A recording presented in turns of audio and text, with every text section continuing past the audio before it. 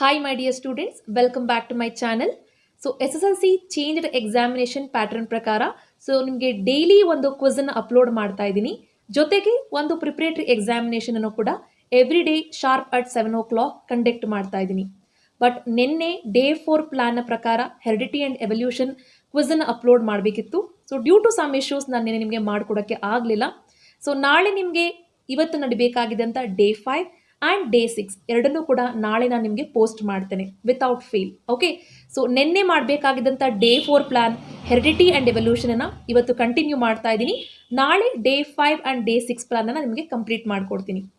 Hope ಎಲ್ರಿಗೂ ಕೂಡ ಇದು ಹೆಲ್ಪ್ ಆಗುತ್ತೆ ಅಂತ I feel. So heredity and evolution ಅನ್ನು ನೋಡಿದಾಗ ಕೆಲವೊಂದು ಇಂಪಾರ್ಟೆಂಟ್ ಕಾನ್ಸೆಪ್ಟ್ ಇದೆ. ಸೊ ಏನಪ್ಪ ಆ ಇಂಪಾರ್ಟೆಂಟ್ ಕಾನ್ಸೆಪ್ಟು? ಸೊ ಫ್ರೀಕ್ವೆಂಟ್ ಆಗಿ ಎಕ್ಸಾಮಲ್ಲಿ ಕೇಳುವಂಥ ಕಾನ್ಸೆಪ್ಟ್. ಸೊ ಯೂಶಲಿ ಕೇಳುವಂಥದ್ದು ಹೈಬ್ರಿಡೈಸೇಷನ್ ಬಗ್ಗೆ ಕೇಳ್ತಾರೆ, ಮೋನೋಹೈಬ್ರಿಡ್ ಡೈಹೈಬ್ರಿಡ್ ಬಗ್ಗೆ ಕೇಳ್ತಾರೆ, ಅಕ್ವೈರ್ಡ್ ಟ್ರೇಟ್ಸ್ ಇನ್ಹೆರಿಟೆಡ್ ಟ್ರೇಟ್ಸ್ ಬಗ್ಗೆ ಕೇಳ್ತಾರೆ, ಆ್ಯಂಡ್ ಮೆಕ್ಯಾನಿಸಮ್ ಆಫ್ ಇವಲ್ಯೂಷನ್ ಬಗ್ಗೆ ಕೇಳ್ತಾರೆ, ಫಾಸಿಲ್ಸ್ ಬಗ್ಗೆ ಕೇಳ್ತಾರೆ, ಹೋಮೋಲಾಗಸ್ ಆರ್ಗನ್ಸ್ ಅನೋಲಾಗಸ್ ಆರ್ಗನ್ಸ್ ಬಗ್ಗೆ ಕೇಳ್ತಾರೆ. Okay, dominant trait recessive traits ಬಗ್ಗೆ ಕೇಳ್ತಾರೆ. ಸೊ ಇಷ್ಟು ಕಾನ್ಸೆಪ್ಟ್ ಏನಂದರೆ ತುಂಬಾ ಇಂಪಾರ್ಟೆಂಟ್ ಇದು. ಸೊ ಪ್ರತಿ ವರ್ಷ ನಿಮಗೆ ಎಕ್ಸಾಮಲ್ಲಿ ಈ ಟಾಪಿಕ್ಸ್ ಬೇಸಿಸ್ ಮೇಲೇ ಕ್ವೆಶನ್ಸನ್ನು ಕೇಳ್ತಿದ್ರು. ಸೊ ಈ ವರ್ಷ ನಾವು ಮಾಡೆಲ್ ಪೇಪರ್ಸನ್ನು ಅಬ್ಸರ್ವ್ ಮಾಡಿದಾಗ ಸೊ ಅದರ ಬೇಸಿಸ್ ಮೇಲೆ ಕ್ವೆಶನ್ಸನ್ನು ಕೇಳಿದ್ದಾರೆ. ಸೊ ಆಲ್ರೆಡಿ ಕೆಲವೊಂದು ಕ್ವೆಶನ್ಸನ್ನು ನಾನು ಪ್ರಾಕ್ಟೀಸ್ ಪೇಪರ್ಸ್ನಲ್ಲೂ ಕೂಡ ಇನ್ಕ್ಲೂಡ್ ಮಾಡಿದ್ದೀನಿ.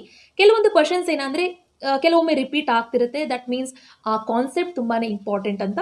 But V off asking the question ನಿಮಗೆ ಡಿಫ್ರೆಂಟ್ ಆಗಿರುತ್ತೆ. ಓಕೆ, ಅದೇ ಕಾನ್ಸೆಪ್ಟನ್ನು ಕೇಳೋ ರೀತಿ ಡಿಫ್ರೆಂಟ್ ಆಗಿರುತ್ತೆ. Okay, so it is very very important. ಅದನ್ನು ನೀವು ಅರ್ಥ ಮಾಡ್ಕೊಳ್ಬೇಕು, ಆ ಕಾನ್ಸೆಪ್ಟನ್ನು ಪರ್ಫೆಕ್ಟ್ ಆಗಿ ತಿಳ್ಕೊಳ್ಬೇಕು. ಓಕೆ, ಸೊ ಇವತ್ತು ಡೇ 4 ಕ್ವಿಝನ್ನು ಕಂಪ್ಲೀಟ್ ಮಾಡ್ತಾ ಇದ್ದೀನಿ. ಹೆರಿಡಿಟಿ ಆ್ಯಂಡ್ ಎವಲ್ಯೂಷನ್ ಎಲ್ಲ ಇಂಪಾರ್ಟೆಂಟ್ ಕಾನ್ಸೆಪ್ಟನ್ನು ನಿಮಗೆ ಒಂದು ಕ್ಲಾರಿಟಿ ಕೊಡ್ತೀನಿ. ಕ್ವೆಶನ್ಸನ್ನು ಹೇಳ್ತಾ ಆ ಒಂದು ಕಾನ್ಸೆಪ್ಟ್ನ ಕ್ಲಾರಿಟಿ ಕೊಡ್ತೀನಿ. ಸೊ ಕ್ವೆಶನ್ಸ್ ಓದ್ತಾ ಇದ್ದಾಗ ನೀವು ಕೂಡ ಆನ್ಸರ್ಸ್ನ ಗೆಸ್ ಮಾಡಿ ನಾನು ನಿಮಗೆ ಕಾನ್ಸೆಪ್ಟ್ ಕ್ಲಾರಿಟಿ ಕೊಡ್ತಾ ಬರ್ತೀನಿ. Okay, so without delaying much let us start the quiz session. First question ನೋಡಿ.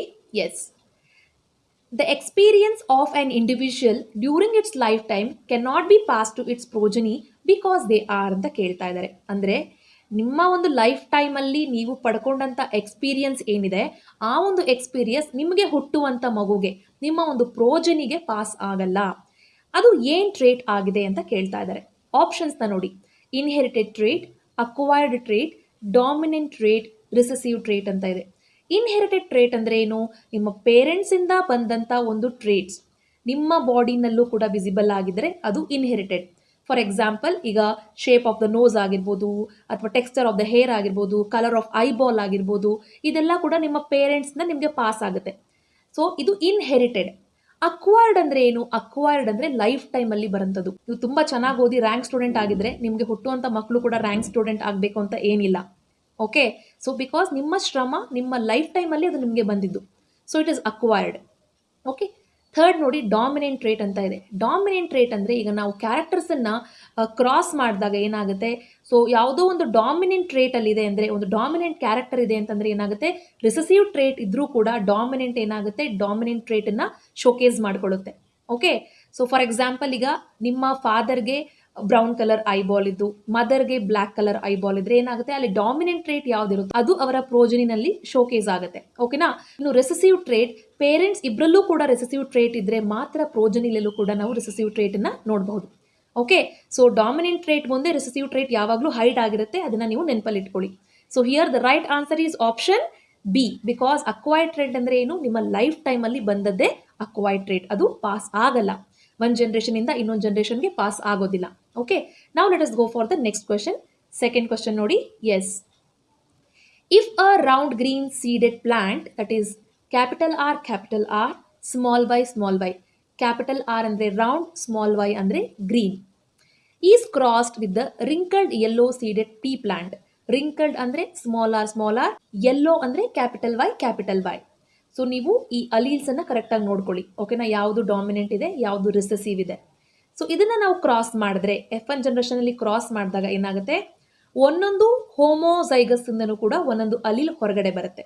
ಅಂದರೆ ಕ್ಯಾಪಿಟಲ್ ಆರ್ ಇಂದ ಒಂದು ಆರ್, ಸ್ಮಾಲ್ ವೈ ಇಂದ ಒಂದು ಸ್ಮಾಲ್ ವೈ, ಸ್ಮಾಲ್ ಆರ್ ಇಂದ ಒಂದು ಸ್ಮಾಲ್ ಆರ್, ಕ್ಯಾಪಿಟಲ್ ವೈ ಇಂದ ಒಂದು ಕ್ಯಾಪಿಟಲ್ ವೈ. ಸೊ ಟೋಟಲಿ ಏನಾಯಿತು ನಮಗೆ? Capital R, small R, capital Y, ಈ ರೀತಿ ಒಂದು ಸೆಟ್ ಬಂತು. ಸೊ ಇಲ್ಲಿ ಎರಡು ಡಾಮಿನೆಂಟ್ ಟ್ರೇಟ್ ಇದೆ ನೋಡಿ. ಕ್ಯಾಪಿಟಲ್ ಅನ್ನೋದು ಯಾವಾಗಲೂ ಡಾಮಿನೆಂಟ್ ಟ್ರೇಟ್ ಆಗಿರುತ್ತೆ. ಸೊ ಕ್ಯಾಪಿಟಲ್ ಆರ್ ಅಂದರೆ round is a dominant, capital Y ಅಂದರೆ yellow is also dominant. So ನಮಗೆ F1 ಜನರೇಷನಲ್ಲಿ ಬಂದಂಥ progeny is round yellow. Yes, absolutely ನೀವೆಲ್ಲರೂ ಕೂಡ ಕರೆಕ್ಟಾಗಿ ಗೆಸ್ ಮಾಡಿದ್ದೀರಾ ಅನ್ಕೋತೀನಿ. So the right answer is option D, round yellow. Okay, so let us go for the next question. Next question ನೋಡಿ. Yes, which of the following is an inherited trait ಅಂತ ಕೇಳ್ತಾ ಇದ್ದಾರೆ. 4 option ಅನ್ನು ಓದ್ಮೇಲೆ ಇದರಲ್ಲಿ ಯಾವುದು inherit ಅಂದರೆ ನಿಮ್ಮ ಪೇರೆಂಟ್ಸಿಂದ ನಿಮಗೆ ಬಂದಿರುವಂಥ ಟ್ರೇಟ್, ಬರುವಂಥ ಟ್ರೇಟ್ ಯಾವುದು? ಆಪ್ಷನ್ ಎ ನೋಡಿ, reduction in the weight of an organism due to starvation. ಅಂದರೆ ಈಗ ಒಂದು ಆರ್ಗ್ಯಾನಿಸಮ್ ಸ್ಟಾರ್ವ್ ಆಗ್ತಾ ಇದೆ, ಹಸುವಿನಿಂದ ಇದೆ ಅಂದರೆ ಅದು ವೇಟ್ ರೆಡ್ಯೂಸ್ ಆಗ್ತಾ ಇದೆ. Okay, so weight reduce is not a character that will be passed from the parent to offspring. So ಈಗ ಪೇರೆಂಟ್ಸು ಆ ರೀತಿ ಸ್ಟಾರ್ವೇಷನಿಂದ ವೆಯ್ಟ್ ಲಾಸ್ ಆಗ್ತಾ ಇದ್ದಾರೆ ಅಂದರೆ ಅವ್ರಿಗೆ ಹುಟ್ಟುವಂಥ ಮಗು ಕೂಡ ಅದೇ ರೀತಿ ಇರಬೇಕು ಅಂತ ಡೆಫಿನೆಟ್ಲಿ ಇಲ್ಲ. So option A can not be considered. Option B ನೋಡಿ, removal of tail in the mice by surgery. ಇರುವಂಥ ಒಂದು ಮೈಸ್ನ ಟೇಲ್ನ ನಾವು ಕಟ್ ಮಾಡ್ತಾ ಇದ್ದೀವಿ, ಅದರ ಬಾಲನ ಕಟ್ ಮಾಡ್ತಾ ಇದ್ದೀವಿ ಅಂದರೆ ಆ ಒಂದು ಚೇಂಜ್, ಆ ಒಂದು ಆಲ್ಟರ್ನ ನಾವು ಅದರ ಲೈಫ್ ಟೈಮ್ನಲ್ಲಿ ಮಾಡ್ತಾ ಇರೋದು. ಸೊ ಲೈಫ್ ಟೈಮಲ್ಲಿ ಆಗುವಂಥ change can not be passed as inherited trait. So B ಕೂಡ ಅಲ್ಲ. ಸಿ ನೋಡಿ, development of muscle in athletes ಅವರು ಫಿಟ್ ಆಗಿರಬೇಕು, ಸ್ಟ್ರಾಂಗ್ ಆಗಿರಬೇಕು, ಸ್ಟ್ರೆಂಥನ್ ಆಗಬೇಕು ಅಂತ ಬಾಡಿ ಬಿಲ್ಡ್ ಮಾಡ್ತಾರೆ. ಸೊ ಅವರು ಬಾಡಿ ಬಿಲ್ಡ್ ಮಾಡಿದ್ದಾರೆ ಅಂತ ಅವ್ರಿಗೆ ಹುಟ್ಟುವಂಥ ಪ್ರೋಜನಿ ಕೂಡ ಆ ಒಂದು ಕ್ವಾಲಿಟೀಸನ್ನು ಇಟ್ಕೊಂಡಿರೋದಿಲ್ಲ. Okay, so option A, B, C 3 ಕೂಡ ಡಿಸ್ಕ್ವಾಲಿಫೈ. ಆಪ್ಷನ್ ಡಿ ಏನು ಹೇಳ್ತಾ ಇದೆ? ಟೈಪ್ ಆಫ್ ಇಯರ್ ಲೋಬ್ ಅಂತ ಹೇಳ್ತಾ ಇದೆ. ಅಫ್ಕೋರ್ಸ್ ನಿಮ್ಮ ಪೇರೆಂಟ್ಸಲ್ಲಿ ಈಗ ಇಯರ್ ಲೋಬ್ ಅಂದರೆ 2 ಟೈಪ್ಸ್ ಆಫ್ ಇಯರ್ ಲೋಬ್ ಇದೆ, ಒಂದು ಫ್ರೀ ಇಯರ್ ಲೋಬ್, ಇನ್ನೊಂದು ಅಟ್ಯಾಚ್ಡ್ ಇಯರ್ ಲೋಬ್. ಸೊ ಈ ಎರಡೂ ಇಯರ್ ಲೋಬ್ನ ನೋಡಿದಾಗ ಪೇರೆಂಟ್ಸ್ಗೆ ಯಾವ ಇಯರ್ ಲೋಬ್, ಯಾವ ಟೈಪ್ ಆಫ್ ಇಯರ್ ಲೋಬ್ ಇದೆ ಅದೇ ಇಯರ್ ಲೋಬ್ ಅವರ ಪ್ರೋಜನಿಗೂ ಕೂಡ ಬಂದಿರುತ್ತೆ. ಈಗ ಇಬ್ರಿಗೂ ಕೂಡ ಫ್ರೀ ಇಯರ್ ಲೋಬ್ ಇದ್ದರೆ ಫ್ರೀ ಇಯರ್ ಲೋಬ್ ಇರುತ್ತೆ, ಇಬ್ರಿಗೂ ಕೂಡ ಅಟ್ಯಾಚ್ಡ್ ಇಯರ್ ಲೋಬ್ ಇದ್ದರೆ ಅಟ್ಯಾಚ್ಡ್ ಇಯರ್ ಲೋಬ್ ಇರುತ್ತೆ. ಯಾವುದು ಡಾಮಿನೆಂಟ್ ಇರುತ್ತೆ ಆ ಒಂದು ಕ್ಯಾರೆಕ್ಟರ್ ಶೋಕೇಸ್ ಆಗುತ್ತೆ. ಇಬ್ರಿಗೂ ರಿಸೆಸಿವ್ ಇದ್ದರೆ ಪ್ರೋಜನಿಲೂ ಕೂಡ ರಿಸೆಸಿವ್ ಇರುತ್ತೆ. ಬಟ್ ಇದು ಇನ್ಹೆರಿಟೆಡ್ ಟ್ರೇಟ್ ಅಂದರೆ ಪೇರೆಂಟ್ಸಿಂದ ಆಫ್ ಸ್ಪ್ರಿಂಗಿಗೆ ಬರುವಂಥ ಒಂದು trait. Okay, so here the right answer is option D. So ನೀವು ರೀಸನ್ ತಿಳ್ಕೊಳ್ಬೇಕು. ಇದೇ ಕ್ವಶನ್ ಅವ್ರು ಇನ್ನೊಂದು ಥರ ಕೇಳ್ಬೋದು. ಓಕೆನಾ, ರೀಸನ್ ಏನು ಅಂತ ತಿಳ್ಕೊಂಡಿರಬೇಕು. So let us go for the next question. Next question ನೋಡಿ. Yes, in human males all the chromosomes are paired perfectly except one. These unpaired chromosomes are, I repeat the question, in human males all the chromosomes are paired perfectly except one. ನಮ್ಮ ಬಾಡಿನಲ್ಲಿ ಏನಾಗುತ್ತೆ, ಎಲ್ಲ chromosomes pairs ಆಗಿರುತ್ತೆ. Okay, ಒಂದು chromosome, ಒಂದು set of chromosome ಏನಾಗಿರಲ್ಲ, peer ಆಗಿರಲ್ಲ. These unpaired chromosomes which one ಅಂತ ನೀವು identify ಮಾಡಬೇಕು. ಸೊ ಅನ್ಪೇರ್ಡ್ ಕ್ರೋಮೋಸೋಮ್ಸ್ ಯಾವುದು ನೋಡಿ. ಆಪ್ಷನ್ಸ್ ನೋಡಿ, large chromosomes, small chromosomes, X and Y chromosomes, none of the above ಅಂತ ಕೊಟ್ಟಿದ್ದಾರೆ. ಈಗ ಲಾರ್ಜ್ ಕ್ರೋಮೋಸೋಮ್ಸ್ ಇರುತ್ತೆ, ಸ್ಮಾಲ್ ಕ್ರೋಮೋಸೋಮ್ಸ್ ಇರುತ್ತೆ, there will be different variety of chromosome. ಮೇಲಲ್ಲಿ ನೋಡಿದ್ರೆ ಮಿಸ್ ಮ್ಯಾಚ್ಡ್ ಕ್ರೋಮೋಸೋಮ್ಸ್ ಇದೆ, ಫೀಮೇಲಲ್ಲಿ ನೋಡಿದ್ರೆ ಪರ್ಫೆಕ್ಟ್ಲಿ ಪೇರ್ಡ್ ಕ್ರೋಮೋಸೋಮ್ಸ್ ಇದೆ ಅಲ್ವಾ. ಸೊ ಯಾವುದು ಅದು? ಈಗ ಮೇಲಲ್ಲಿ ನೋಡೋದಾದ್ರೆ X Y chromosome is a mismatched pair of chromosome because that is going to decide the sex of the child. Okay, sex of the child is been determined by father ಅಲ್ವಾ. So X and Y is unpaired chromosomes. X and Y ಏನಾಗಿದೆ, unpaired chromosome ಆಗಿದೆ. Right, so here the right answer is option C. Now let us go for the next question. Next question ಅನ್ನು ನೋಡಿ. Next question ನೋಡಿ. Yes, what could be the reason for the fossils of an organism to be found in the deeper layer of the earth ಅಂತ ಕೇಳ್ತಾ ಇದ್ದಾರೆ. So ಫಾಸಿಲ್ಸು deeper ಲೇಯರಲ್ಲಿ ಇದೆ ಅಂತಂದರೆ ಅಂದರೆ ಎಷ್ಟೊಂದು ಆರ್ಗನಿಸಮ್ ಏನಾಗುತ್ತೆ, ಎಷ್ಟೋ ವರ್ಷಗಳ ಹಿಂದೆನೇ ಸತ್ತು ಹೋಗಿರುತ್ತೆ, ಅದೇನಾಗುತ್ತೆ ಡೀಪರ್ ದ ಒಂದು ಲೇಯರ್ನಲ್ಲಿ ಸೆಟಲ್ ಡೌನ್ ಆಗಿರುತ್ತೆ. ಓಕೆನಾ. ಸೊ ಫಾಸಿಲ್ಸ್ ಅಂದರೆ ಏನು? ಫಸ್ಟ್ ಆಫ್ ಆಲ್ ಫಾಸಿಲ್ಸ್ ಅಂದರೆ they are the preserved remains of the living organisms. So remote ಪಾಸ್ಟ್ನಲ್ಲಿ ತುಂಬ ಹಿಂದಿನ ಕಾಲದಲ್ಲಿ ಏನಾಗಿರುತ್ತೆ, ಡೆಡ್ ಆಗಿರುವಂಥ ಆರ್ಗ್ಯಾನಿಸಮ್ಸ್ ಅದರ ಬೋನ್ಸ್ ಎಲ್ಲ ಏನಾಗಿರುತ್ತೆ, ಪ್ರಿಸರ್ವ್ಡ್ ರಿಮೇನ್ಸ್ ಆಗಿರುತ್ತೆ. ಸೊ ಡೀಪರ್ ದ ಲೇಯರ್ನಲ್ಲಿ ಒಂದೊಂದು ಲೇಯರಲ್ಲೂ ಕೂಡ ಅದು ಸೆಟಲ್ ಆಗಿರುತ್ತೆ. ಓಕೆ, ಸೊ ಇದ್ರ ಅರ್ಥ ಏನು? Organisms to be found in the deeper layer of the earth, what could be the reason ಅಂತ ಕೇಳ್ತಾ ಇದ್ದಾರೆ. ಆಪ್ಷನ್ಸ್ನ ನೋಡಿ. The extension of organism has occurred few years back. So ಈಗ ರೀಸೆಂಟಾಗಿ ಆರ್ಗ್ಯಾನಿಸಮ್ ಸತ್ತೋಗಿದೆ ಅಂತ ಅರ್ಥನಾ? The extension of an organism has occurred thousands of years ago. ಎಷ್ಟೋ ವರ್ಷಗಳ ಹಿಂದೆ ಈ ಒಂದು ಆರ್ಗನಿಸಮ್ಸ್ ಎಕ್ಸ್ಟಿಂಕ್ಟ್ ಆಗಿದೆ. ಈಗ ಡೈನೋಸರ್ನ ಒಂದು ಫಾಸಿಲ್ ಡೀಪರ್ ದ ಲೇಯರ್ ಸಿಗ್ತಾ ಇದೆ ಅಂದರೆ ಎಷ್ಟೋ ವರ್ಷಗಳ ಹಿಂದೆ ಡೈನೋಸರ್ ಇತ್ತು, ಅದರ ಫಾಸಿಲ್ಸ್ ಅಂದರೆ ಅದರ ಪ್ರಿಸರ್ವ್ ರಿಮೇನ್ಸ್ ನಮಗೆ ಸಿಗ್ತಿದೆ. ಸೊ ಸೆಕೆಂಡ್ ಆಪ್ಷನ್ ಆ ರೀತಿ ಹೇಳ್ತಿದೆ. Third option, the position of fossil in the layer of the earth is not related to the time of extinction. ಅಂದ್ರೆ ಈಗ ಡೀಪರ್ ಹೋದ್ರೆ ಏನಾಗುತ್ತೆ, ಫಸ್ಟ್ ಲೇಯರ್ ಅಲ್ಲಿ ನಮ್ಗೆ ಯಾವುದೋ ಒಂದು ಮೈಕ್ರೋ ಆರ್ಗಾನಿಸಮ್ ನ ಒಂದು ಫಾಸಿಲ್ ಸಿಗ್ಬೋದು. ನೆಕ್ಸ್ಟ್ ಲೇಯರ್ ಅಲ್ಲಿ ಅದಕ್ಕಿಂತ ಒಂದು ಕಾಂಪ್ಲಿಕೇಟೆಡ್ ಆಗಿರುವಂತಹ ಆರ್ಗಾನಿಸಮ್ ನ ಫಾಸಿಲ್ ಸಿಗ್ಬೋದು. ಅವ್ರು ಏನ್ ಹೇಳ್ತಾ ಇದ್ದಾರೆ ಅಂದ್ರೆ, the position of the fossil in the layers of the earth is not related to its time of extinction. ಅದು ಯಾವಾಗ ಸತ್ತಿದೆ ಅಂತ ನಾವು ತಿಳ್ಕೊಳ್ಳೋಕೆ ಆಗಲ್ಲ ಅಂತ ಹೇಳ್ತಾ ಇದ್ದಾರೆ. So option C can not be considered. In option D ನೋಡಿ, time of extinction can not be determined. So ಫಾಸಿಲ್ನ ನಾವು ಡೀಪರ್ ಹೋಗ್ತಾ ಇದ್ದಂಗೆ ಏನಾಗುತ್ತೆ, ಅದು ಎಷ್ಟು ಹಳೆಯದ್ದು ಅಂತ ನಮಗೆ ಗೊತ್ತಾಗುತ್ತೆ, ಟೈಮ್ ಗೊತ್ತಾಗುತ್ತೆ ನಮಗೆ. ಸೊ ಆಪ್ಷನ್ ಡಿನ ಕೂಡ ನಾವು ಕನ್ಸಿಡರ್ ಮಾಡೋಕ್ಕೆ ಆಗಲ್ಲ. Time of extinction can not be determined ಅಂತ ಹೇಳ್ತಾ ಇದ್ದಾರೆ. Time of the extinction can be determined. ಓಕೆನಾ? ಸೊ ಇಲ್ಲಿ ರೈಟ್ ಆನ್ಸರ್ ಬಂದು, ಹೋಪ್ ನಿಮ್ಮೆಲ್ರಿಗೂ ಅರ್ಥ ಆಗಿದೆ ಅನ್ಕೋತೀನಿ ಈ concept. Yes, option B is the right answer. ಯಾಕೆಂದ್ರೆ the extinction of an organism has occurred thousands of years ago. ಅದರ ಟೈಮ್ ಅನ್ನ ನಾವು ಏನ್ ಮಾಡ್ಬೋದು, ಎಸ್ಟಿಮೇಟ್ ಮಾಡ್ಬೋದು. Deeper the fossil older it is. Okay, ಈ ಒಂದು ಲೈನ್ ನಿಮ್ಮ ಟೆಕ್ಸ್ಟ್ ಬುಕ್ ನಲ್ಲಿ ಇದೆ, deeper the fossil older it is. Okay, next question ನೋಡಿ. Yes, the organs present in two organisms indicate that they are derived from the same ancestors. So ಈಗ organs of N organism, two different organism ಒಂದೇ ancestor ಇಂದ derive ಆಗ್ತಾ ಇದೆ ಅಂತಂದ್ರೆ ಅದು ಯಾವ organs ಅಂತ ನೀವು ಹೇಳಬೇಕು. ಒಂದು ಎಕ್ಸಾಂಪಲ್ ಕೊಡ್ತೀನಿ ನೋಡಿ. ಫಾರ್ ಎಕ್ಸಾಂಪಲ್, ಈಗ ನಮ್ಮ ಬಾಡಿನಲ್ಲಿ ಇರುವಂಥ ಒಂದು 4 limbs ಅಂದರೆ ಹ್ಯಾಂಡ್ ರೀಜನ್, ಹಾಗೂ ಬೇರೆ ಒಂದು organism, let us take okay, ಒಂದು ಲಯನ್ನು, ಟೈಗರು, ಡಾಗ್ ಏನಾದರೂ ತಗೊಳ್ಳಿ, ಅದರಲ್ಲಿರುವಂಥ ಒಂದು ಫ್ರಂಟ್ ರೀಜನ್ ಅಂದರೆ 4 limbs ಪಾರ್ಟ್. ಸೊ ನಮ್ಮಿಬ್ಬರದು ಕೂಡ ಏನಾಗಿರುತ್ತೆ, ಆರಿಜಿನ್ ಸಿಮಿಲರ್ ಆಗಿರುತ್ತೆ. ಬಟ್ ನಾವು ಈ ಒಂದು 4 limbs ಅನ್ನ ಅಂದರೆ ಹ್ಯಾಂಡ್ಸ್, ನಮ್ಮ ಹ್ಯಾಂಡ್ಸ್ ಅದರ 4 limbs ಅನ್ನ ಯೂಸ್ ಮಾಡುವಂಥ ಪರ್ಪಸ್ ಡಿಫ್ರೆಂಟ್ ಆಗಿದೆ. Okay, so if the origin is similar and the function are different, then we will call that as homologous organs. Hope ನಿಮ್ಮೆಲ್ರಿಗೂ ಗೊತ್ತಿದೆ ಅನ್ಕೋತೀನಿ ಆನ್ಸರ್. ಅನೋಲಾಗಸ್ ಆರ್ಗನ್ ಅಂದ್ರೆ ಏನು, ಹೋಮೋಲಾಗಸ್ ಆರ್ಗನ್ ಅಂದ್ರೆ ಏನು ಅಂತ ಗೊತ್ತಿರಬೇಕು.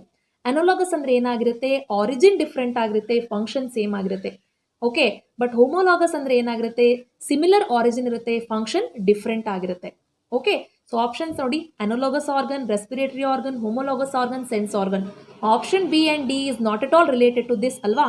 ಸೊ ನೀವು ಯೋಚನೆ ಮಾಡಬೇಕಾಗಿರುವಂಥದ್ದು ಎ ಅಂಡ್ ಸಿ ನಲ್ಲಿ. ಸೊ ಡೆಫಿನೇಷನ್ ಆಲ್ರೆಡಿ ಗೊತ್ತಿರೋದ್ರಿಂದ the right answer is option C, homologous organs. Okay, so next question ಅನ್ನು ನೋಡೋಣ. Yes, question number 7. Yes, which of the following pair of organ is not homologous? Options ಅನ್ನ ನೋಡ್ತಾ ಬನ್ನಿ. ಈ 4 option ಅಲ್ಲಿ ಯಾವ ಒಂದು ಪೇರ್ ಆಫ್ ಆರ್ಗನ್ ಹೋಮೋಲಾಗಸ್ ಅಲ್ಲ? ನಾಟ್ ಅಂತ ಕೇಳ್ತಾ ಇದ್ದಾರೆ, ಪ್ಲೀಸ್ ಅರ್ಥ ಮಾಡ್ಕೊಳ್ಳಿ. ನಾಟ್, ಫಾಲ್ಸ್, ಇನ್ಕರೆಕ್ಟ್ ಸ್ಟೇಟ್ಮೆಂಟ್, ಇದಕ್ಕೆಲ್ಲ ನೀವು ತುಂಬಾ ಗಮನ ಕೊಡಬೇಕು. ಓಕೆ, ಆಪ್ಷನ್ಸ್ ನ ನೋಡ್ತಾ ಬನ್ನಿ. 4 limbs in human and lizard, 4 limbs in lizard and frog, wings of butterfly and bat, none of these ಅಂತ ಕೊಟ್ಟಿದ್ದಾರೆ. ಇದರಲ್ಲಿ ಯಾವುದು ಹೋಮೋಲಾಗಸ್ ಅಲ್ಲ? 4 limbs of human and lizard similar structure ಇರುತ್ತೆ internally. Okay, size wise differ ಆದ್ರೂ ಏನಾಗುತ್ತೆ, internal similar structure ಇರುತ್ತೆ. So it is homologous. 4 limbs of lizard and frog ಕೂಡ ಸಿಮಿಲರ್ ಏನಾಗಿರುತ್ತೆ, ಸ್ಟ್ರಕ್ಚರ್ ಇರುತ್ತೆ. Function whatever it may be, similar structure ಇರುತ್ತೆ. But C ನೋಡ್ತಾ ಬನ್ನಿ, option wing of butterfly and wing of bat ಎರಡನ್ನೂ ಕೂಡ ನೋಡಿದಾಗ ಅದರ ಆರಿಜಿನ್ ಈಸ್ ಡಿಫ್ರೆಂಟ್. ಎರಡಕ್ಕೂ ಕೂಡ ಡಿಫ್ರೆಂಟ್ ಆರಿಜಿನ್ ಇದೆ, ಬಟ್ ಪರ್ಫಾರ್ಮ್ ಮಾಡುವಂಥ ಫಂಕ್ಷನ್ ಸೇಮ್. ಎರಡು ಕೂಡ ಅದರ ವಿಂಗ್ಸ್ ಅನ್ನ ಹಾರಕ್ಕೆನೆ ಯೂಸ್ ಮಾಡುತ್ತೆ. Okay, so the right answer here is option C, because it is considered to be analogous organ. ಯಾವುದು ಹೋಮೋಲಾಗಸ್ ಅಲ್ಲ ಇದು, ಯಾಕೆಂದ್ರೆ ಇದು ಅನೋಲಾಗಸ್. ಓಕೆ, ಆಪ್ಷನ್ ಡಿ ನ ಕನ್ಸಿಡರ್ ಮಾಡೋಕ್ಕಾಗಲ್ಲ, because you have the right answer.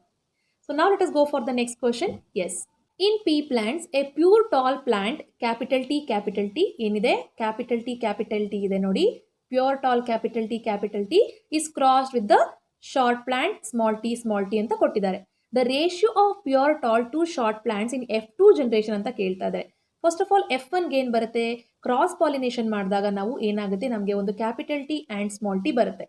ಅಂದ್ರೆ ನಮಗೆ F1 ಜನರೇಷನ್ ಅಲ್ಲಿ ಬಂದಂತ progeny tall pea plant. So ಈ ಒಂದು ಪ್ಲಾಂಟ್ ನ ಇಟ್ಕೊಂಡು we are going to self pollinate ನಾವು. ಸೊ F2 ಜನರೇಷನ್ ನ ಪ್ರೋಜನಿನ ಐಡೆಂಟಿಫೈ ಮಾಡಬೇಕು. ನೋಡಿ, ಈಗ ನಮಗೆ ಬಂದಂತ capital T and small T ನ ನಾವೇನ್ ಮಾಡ್ತಾ ಇದೀವಿ, ವಿ ಆರ್ ಸೆಲ್ಫ್ ಪಾಲಿನೇಟ್ ಮಾಡ್ತಾ ಇದೀವಿ. ಓಕೆ, ಸೊ ಸೆಲ್ಫ್ ಪಾಲಿನೇಟ್ ಮಾಡಕ್ಕೆ ಅಲೀಲ್ಸ್ ನ ಸೆಗ್ರಿಗೇಟ್ ಮಾಡ್ತಾ ಇದೀನಿ. So capital T crosses with capital T ಏನಾಗುತ್ತೆ, capital T crosses with small T, capital T small T ನೋಡಿ ಈ ರೀತಿ ಕ್ರಾಸ್ ಮಾಡಬೇಕು. Then capital T crosses with small T or capital T ಯಾವುದಾದ್ರೂ ಫಸ್ಟ್ ಬರಿಬೋದು, and then small T. So ಬಂದಂತ ರೇಷಿಯೋನ check ಮಾಡಿ.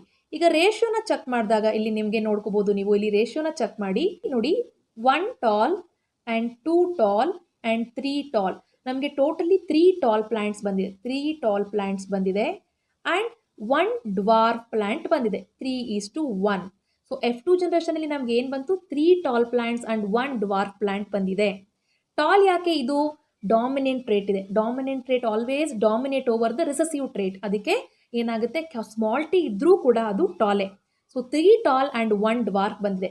ಈಗ ರೈಟ್ ಆನ್ಸರ್ ಏನು ಅಂತ ಗೊತ್ತಾಯ್ತಲ್ವಾ? The right answer is option B, because F2 generation ಅಲ್ಲಿ ನಮ್ಗೆ ಏನು ಬಂತು, 3:1 ಬಂತು. ಓಕೆ, ನಾವು let us go for the next question. ನೋಡಿ ನೆಕ್ಸ್ಟ್ ಕ್ವಶನ್ ನೋಡೋಣ. Yes, which section of DNA provides information for one protein? Options ನ ನೋಡಿ, ನ್ಯೂಕ್ಲಿಯಸ್, ಟ್ರೇಟ್, ಕ್ರೋಮೋಸೋಮ್ಸ್, ಜೀನ್ ಅಂತ ಇದೆ. ಸೊ ನ್ಯೂಕ್ಲಿಯಸ್ ಅಂದ್ರೆ ಏನು ಅಂತ ಗೊತ್ತಿದೆ ಅಲ್ವಾ? It is the headquarter of the cell. Trait ಅಂದ್ರೆ ಏನು? Trait is nothing but the characteristic ಅಂತ ಅರ್ಥ. ಇನ್ನು ಕ್ರೋಮೋಸೋಮ್ ಅಂದ್ರೆ, ಈ chromosome is made up of DNA and protein. So DNA and protein ಎರಡು ಕಾಂಬಿನೇಷನ್ ಕ್ರೋಮೋಸೋಮ್ ಆಗಿದೆ. So left out option is gene. So gene is the section of DNA which provides the information for one protein. So ನೀವು ಅರ್ಥ ಮಾಡ್ಕೊಳ್ಬೇಕು, ಕೆಲವೊಂದು statements ನ ತಿಳ್ಕೊಳ್ಬೇಕು. Okay, so gene is the section of the DNA. So ಅದು ಏನ್ ಮಾಡುತ್ತೆ ಅಂದ್ರೆ, it provides the information for protein, ಪ್ರೋಟೀನ್ಗೆ ಇನ್ಫಾರ್ಮೇಶನ್ ಅನ್ನ ಪ್ರೊವೈಡ್ ಮಾಡುತ್ತೆ. ಸೊ ಕ್ರೋಮೋಸೋಮ್, ಜೀನ್ ಎರಡರ ಮಧ್ಯೆ ಕನ್ಫ್ಯೂಷನ್ ಇರುತ್ತೆ, ಕರೆಕ್ಟ್ ಆಗಿ ಯೋಚನೆ ಮಾಡಿ ಆನ್ಸರ್ ಮಾಡಬೇಕು. Okay, so here the right answer is option D, gene. ನಾವು let us go for the next question. Next question ನೋಡಿ. Yes, a trait in an organism is influenced by. ಒಂದು organism ಹುಟ್ಟುತ್ತಾ ಇದೆ, ಅದರಲ್ಲಿ ಕೆಲವೊಂದು ಕ್ಯಾರೆಕ್ಟರಿಸ್ಟಿಕ್ಸ್ ಇದೆ ಅಂದ್ರೆ, ಆ ಒಂದು ಕ್ಯಾರೆಕ್ಟರಿಸ್ಟಿಕ್ಸ್ ಯಾರಿಂದ ಇನ್ಫ್ಲೂಯೆನ್ಸ್ ಆಗಿದೆ ಅಂತ ಕೇಳ್ತಾ ಇದ್ದಾರೆ. ಆಪ್ಷನ್ಸ್ ನ ನೋಡಿ, paternal DNA, maternal DNA, both paternal and maternal DNA, ನನ್ ಅಂತ ಇದೆ. ಪೆಟರ್ನಲ್ DNA ಅಂದ್ರೆ ಏನು? ಫಾದರ್ನ DNA. ಮೆಟರ್ನಲ್ DNA ಅಂದ್ರೆ ಮದರ್ನ DNA. ಸೊ ಫರ್ಟಿಲೈಸೇಷನ್ ಆಗಬೇಕು ಅಂದ್ರೆ ಫಾದರ್ ಅಂಡ್ ಮದರ್ ಇಬ್ರು ಕೂಡ ಈಕ್ವಲಿ ಇಂಪಾರ್ಟೆಂಟ್. ಓಕೆ, ಸೊ ಅವರಿಬ್ರು ಇದ್ರೇನೆ ಫರ್ಟಿಲೈಸೇಷನ್ ಆಗೋದು. ಸೊ ಡ್ಯೂರಿಂಗ್ ಫರ್ಟಿಲೈಸೇಷನ್ ಏನಾಗುತ್ತೆ, ಫಾದರ್ ಇಂದ ರಿಲೀಸ್ ಆದಂತ ಒಂದು ಸೆಲ್, ಮದರ್ ಇಂದ ಒಂದು ರಿಲೀಸ್ ಆದಂತ ಒಂದು ಸೆಲ್ ಏನಾಗುತ್ತೆ, ಎರಡು ಕೂಡ ಯುನೈಟ್ ಆಗುತ್ತೆ. It will unite to form one single cell. Okay, so one single cell form ಆಗುತ್ತೆ. ಆ ಒನ್ ಸಿಂಗಲ್ ಸೆಲ್ ಅಲ್ಲಿ ಈಕ್ವಲ್ ನಂಬರ್ ಆಫ್ ಟ್ರೇಟ್ಸ್ ಬಂದಿರುತ್ತೆ. ಫಾದರ್ ಇಂದನೂ ಟ್ರೇಟ್ಸ್ ಬಂದಿರುತ್ತೆ, ಮದರ್ ಇಂದನೂ ಕೂಡ ಟ್ರೇಟ್ಸ್ ಬಂದಿರುತ್ತೆ.